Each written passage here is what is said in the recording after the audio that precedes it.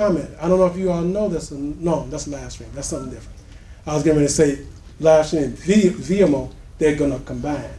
But that's another presentation. Okay, so with that, I'll give all you the greetings. Assalamu alaikum.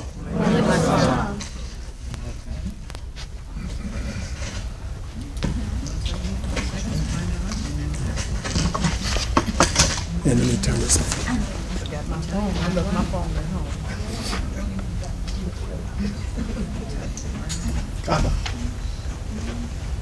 I get it. Okay. And I gotta turn this off too. Okay. Bismillahirrahmanirrahim. Assalamu alaikum. Rahmatullahi wa barakatuh. Peace. Allah's mercy and blessings on us all. And welcome back to the Mosque's First Sunday. I'm going to be real brief because we have an excellent program. We coming right off the, and this couldn't be more appropriate because we're coming from the convention. It's been over a month since we've met here at the Mosque's because Imam mentioned earlier that the first Sunday was also Eid and also our annual Muslim convention here at the Tinley Park Convention Center over on 183rd Street, which went over well. Hindsight, I didn't think about that, how many programs we were combining into one thing. I was just thinking it was going to be Eid and we was going to have, just the greatest time ever. But traditionally in the Chicago area, there's a group of Muslims here who have been conducting Eid al-Adha in the Chicago area, and most of the time they're out here in the suburb area. So a lot of the people that attended Eids attended in their local areas. So we didn't get a whole lot of people traveling, but the core supporters came out, and we had a very successful.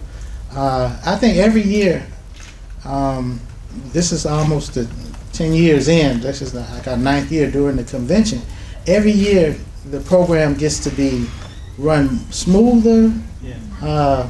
I think it's more enjoyable for us, because as a community, there used to be a lot of. It's not the typical convention scene of the old, where there's a lot of hustle and bustle, rubbing shoulders. But we've always been a pretty tight-knit community of multiple families who come from all over the country and some outside of the country. It's a real beautiful thing, and it's a real beautiful thing to see. And what I experience more than not, the irony is that the children programs are becoming more fine-tuned and more in the convention. And I heard somebody mention, it's like sometimes we echo things we hear, and I'm like, that was years ago when we were complaining about the children not having anything to do. But we had excellent programming for the children. They were kept busy the entire time. And also youth participation. People forget, I was youth, but Imam Mohammed taught us for 33 years. And I was by his side for that entire time. So 33 years plus, whatever, and he's been passed for 8-9 years. So I'm not a youngster. I'm a mature.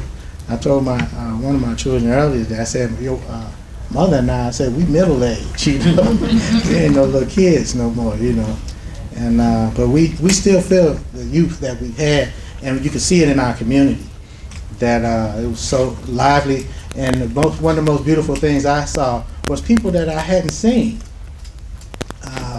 and children that had grown up, and some people that I hadn't seen that come as far from California, and in many years. So it was a really enjoyable experience, and even the I don't know if it was the right word to use, the caliber, or our community has grown, and professionalism. And when you have the blessing of having children that are brought up right in a safe, clean environment, they're able to benefit from the life that the community offers. They better educated, morally decent, married, and they live. They're model citizens of the areas that they come from. We have some really, really impressive young adults in our community, and it's always a great honor and a pleasure to meet with some of them and just to see how our community is growing and progressing. That we really have a great potential for how can I say, for contribution for this community. We should never forget that one of the most valued things that we have is our contribution to humanity and to the advancement of human culture in the world, and human progress in the world from this community, from poor blacks who come from the South, most of us. And it's just, it's outstanding. It's amazing. And we should encourage our young people to stay close and be a part of this, because we would hate to see us not live up to our potential. And the sky's the limit here. We got, but you can look at the video and the audio. I know the photos are out, and the video and the audio. The video should be out soon. I think most of it's out there now. My wife's been working on it. We still volunteer.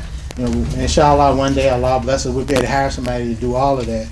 And but I learned from my parents that if you don't have to pay for something, don't pay for it. And Imam Mohammed, we needed all his time. If he could have lived a couple extra lifetimes, I think we needed that. But I got a little free time on my hands, so I take care of the little light work that we think is light work. But if we were paying for it, we'd be paying dearly. So that's a great blessing, to be free to